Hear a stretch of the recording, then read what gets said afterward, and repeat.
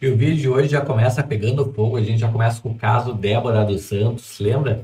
A cabeleireira que escreveu Perdeu Mané no busto lá em frente ao STF. Pois é, pessoal, a oposição já está preparando uma lista com situações similares, ou seja, não é só da Débora dos Santos, mas existem outros casos muito parecidos também com o dela, tá? Que a oposição já está buscando e catalogando para jogar contra o STF. Outra notícia é que o senador Eduardo Girão aí doa todo o seu salário de fevereiro para a Associação de Apoios aí, de apoio aos presos e familiares do dia 8 de janeiro, tá? Vou trazer um vídeo explicando o porquê que ele fez isso. Além disso, Israel anuncia aí a morte do líder do Hezbollah em bombardeio a Beirute, né? Aconteceu há poucos instantes atrás e o governo Lula já se pronunciou, está furioso com isso, a gente já vai contar tudo aqui. Além disso, Augusto Nunes debocha de Lindenberg Farias, que apareceu em várias fotos no ato contra a anistia e está acostumado, segundo Augusto Nunes, a comício sem plateia em lugar movimentado, tá? Outra notícia que eu vou trazer aqui é que o Ministério Público Federal simplesmente arquivou o caso contra Bolsonaro, tá? Que vai ajudar ele nessa campanha aí em prol da elegibilidade em 2026, tá? Uma notícia muito interessante aqui para que você acompanhe. E por fim, pessoal, a diplomacia do Brasil avalia reveses aí de Marine Le Pen, né, e Donald Trump, né? A Marine Le Pen, ela foi condenada aí na França, tá? E os jornalistas aí da Globo News, né, os blogueiros, disseram que foi um marco para a democracia. Já vamos ao vídeo, mas antes se inscreve no canal, habilita o sininho de notificações, curte o vídeo aí, compartilha para fortalecer o canal. Sem mais delongas, já vamos aqui para a primeira notícia de hoje, que é o caso da Débora dos Santos. E a oposição prepara uma lista aí com situações similares ao caso da Débora, tá? Então, o que está dizendo aqui?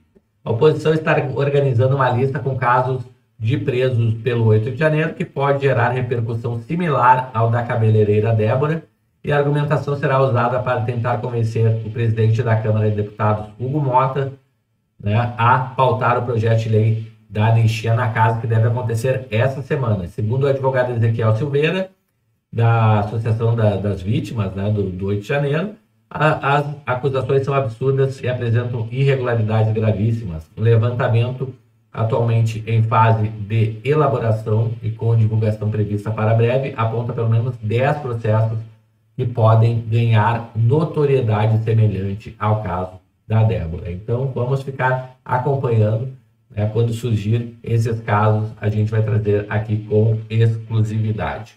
Próxima notícia aqui, pessoal, o senador Eduardo Girão, ele doa seu salário de fevereiro para a Associação de Apoio aos Presos e Familiares do dia 8 de janeiro.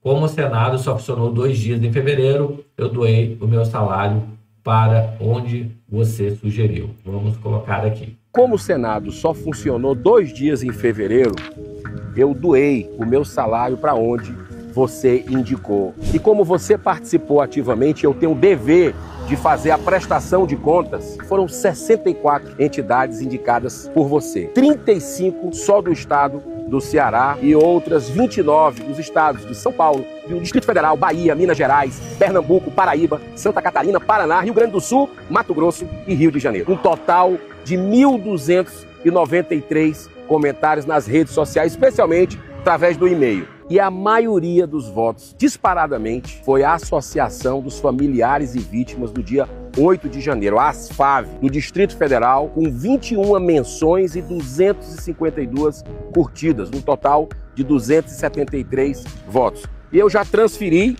trago aqui para você, né, o comprovante, transferimos diretamente para a instituição esse benefício. Tá bom, diz aqui nos comentários o que é que você achou dessa iniciativa, né, de transparência e bom uso do seu dinheiro quando não tem entregas para a sociedade dessa Casa Revisora da República. Tá aí, pessoal. Então, né, senador aqui, Eduardo Girão, doando o seu salário de R$ 33.800 para as vítimas do 8 de janeiro. Pessoal, Israel anuncia a morte de líder do Hezbollah em bombardeio a Beirute, tá? Isso aí acabou de acontecer hoje, terça-feira, e Israel anunciou a morte de Hassan Ali Mohamud Deir, líder do grupo extremista Hezbollah, em um ataque contra Beirute, capital do Líbano. Nessa terça-feira, outras 2 pessoas morreram e mais 7 ficaram feridas. Segundo a IDF, né, que é a Força de Defesa de Israel, tá? O terrorista atuava na região de Dayeh, região sul de Beirute, considerada território-chave do Hezbollah. Ele era responsável por relações com membros do grupo extremista Hamas no Líbano, auxiliando no planejamento de ataques contra Israel. Então, os Estados Unidos, pessoal, tá apoiando Israel, né, que está fazendo essas incursões para desmantelar o Hamas, né, pessoal, inclusive atacando junto o Hezbollah, que é interligado com o Hamas, tá? Próxima notícia aqui, Augusto Nunes debochando aí do Lindenberg Farias, que apareceu em várias fotos do ato contra a anistia e está acostumado com comícios sem plateia em lugar movimentado. Imagina, ele viu uma multidão, se emocionou, dava para passar um caminhão entre a plateia e o palanque. Aí, pessoal, vamos ver. Lindenberg Farias aparece em várias fotos. E para quem inventou o comício em lugar movimentado sem plateia, o comício sem plateia em lugar movimentado, imagina, ele viu uma multidão, ele se emocionou. Ele se emocionou, porque isso aí é o tipo do comício que meu pai gostava de dizer isso quando era comício da oposição, que não dava certo. Falava assim, dava para passar um caminhão entre a plateia e o palanque, coisa que aconteceu no dia da criação do comício sem plateia em lugar movimentado. Passa um caminhão. Sim. E meu pai também dizia o seguinte, o pessoal do palanque tinha que descer depois de falar para aplaudir, porque senão não tem plateia suficiente para ouvir a palma do sujeito. Esse é o comício que, segundo Boulos, foi maior que o de Copacabana. Quer dizer, a imaginação não tem limites. Tá aí, pessoal. Lindenberg Farias aparece em várias fotos. Então, detonando aí a esquerda e o PT, tá? Próxima notícia aqui, Ministério Público arquiva inquérito contra o Bolsonaro em caso da importunação da baleia. Pessoal, tá caindo processo por processo contra o Bolsonaro, né? A gente já viu das joias, né, que decidiram arquivar aquele das joias e disseram que as joias é do Bolsonaro. Agora, esse da importunação da baleia tá caindo também, caiu da vacina, né, da vacinação. Ou seja, está caindo um por justamente não ter base nenhuma, né, pessoal? Ser meramente uma perseguição política. A Polícia Federal abriu investigação contra o ex-presidente do ocorrido em 2023. Então, o Ministério Público arquiva, né? Até porque a baleia eu acho que não conseguiu ir na audiência, né, para se defender. Aliás, para acusar o Bolsonaro, né?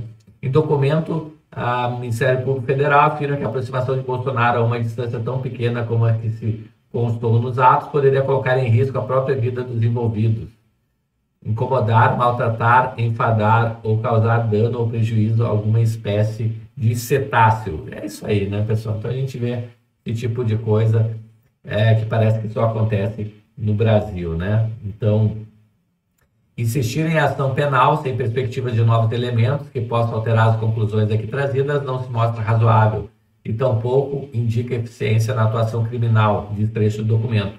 A razoabilidade e eficiência registra-se são princípios que devem nortear a administração pública e, portanto, o sistema de justiça. Felizmente, aqui botaram até um meme da baleia aqui de terno e gravata, né, numa audiência aqui, culpando o Bolsonaro aqui de ter molestado ela. Então, o Bolsonaro que postou isso aqui para tirar um sarro da cara da Polícia Federal. Tá? A próxima notícia aqui, Daniela, né? Daniela Lima, né? A blogueira da Globo, fala que diplomacia no Brasil avalia reveses de Marine Le Pen e Donald Trump, que diz que a condenação da líder de extrema-direita na França é um marco. Vamos ver o que fala aqui a Daniela. É importante Lima. A gente ter aí em mente que Marine Le Pen, como a Paola estava citando, né, ela é um ponto muito alto, representa algo que está avançando na União Europeia, na Áustria, na Holanda, em uma série de países e que, neste momento, teve um freio. Na avaliação da diplomacia brasileira, a condenação da Marine Le Pen é um marco para a extrema-direita. No blog, eu te convido a ir lá, por favor. Eu faço um amarrado maior. Pedindo, por favor. Porque a gente precisa olhar o que está acontecendo na França e nos Estados Unidos. Para a diplomacia do Lula, o que está acontecendo é que, assim como no Brasil, está sobrando para o judiciário resistir a ataques institucionais do que eles classificam como extrema-direita. Por que eu falei para vocês que eu amarro maior? Porque a gente precisa entender também o que está acontecendo nos Estados Unidos e já a gente vai mergulhar na apuração sobre Donald Trump. Ontem, numa entrevista para a NBC que repercutiu muito, ele falou que está disposto, talvez, avalia disputar um terceiro mandato, o que é proibido pela Constituição americana. Então, quem é que está fazendo uma trava às tentativas de Trump de bloquear todo o orçamento de ajuda humanitária, impor regras muito extremas para a deportação de pessoas? São os juízes.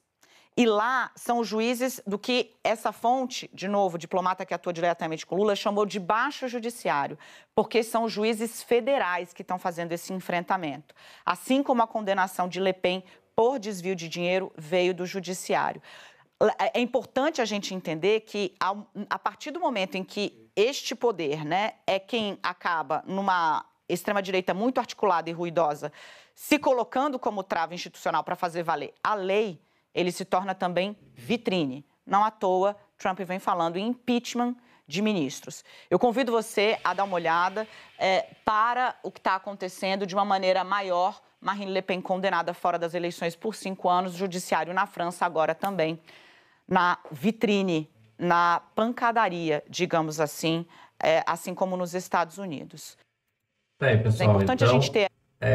Daniela Lima, blogueira da Globo, falando aí que o Donald Trump está querendo atentar aí contra a democracia quando ele quer tirar juízes da Suprema Corte e tentar também um terceiro mandato nos Estados Unidos, né? Me diz aí nos comentários o que você acha disso, do que ela falou aqui agora há pouco. Eu vou ficando por aqui, pessoal, mas antes, se inscreve no canal, habilita o sininho de notificações, curte o vídeo e compartilha com os amigos e a gente se vê no próximo vídeo. Até mais, tchau, tchau!